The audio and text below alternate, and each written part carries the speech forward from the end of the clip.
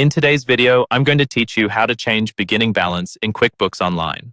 Adjusting your beginning balance is really important whenever you notice that your QuickBooks balance doesn't match your bank or credit card statement, especially as of the very first date you started tracking that account. Maybe you entered the wrong starting amount, maybe the date was off, or you're cleaning up an older file. Whatever the reason, I'll walk you through how to safely update that beginning balance so your numbers line up correctly.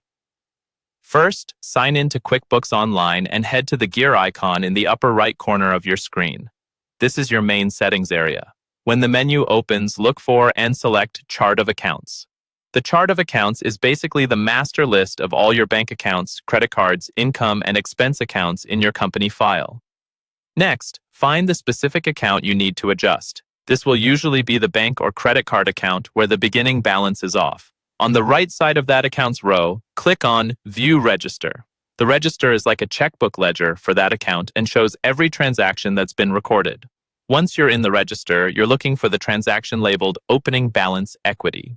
This is the entry QuickBooks creates to store the starting balance for that account. If your register is sorted from newest to oldest, this opening balance might be all the way at the bottom or near the very end of the list. Scroll until you see that transaction. When you find the Opening Balance Equity transaction, click on it to open the details. In some cases, you may need to click Edit to actually make changes. This will let you adjust both the amount and the date, which is helpful if your statement start date was entered incorrectly. Now, change the amount field to the correct opening balance. Use the balance shown on your bank or credit card statement for the date you originally started tracking this account in QuickBooks.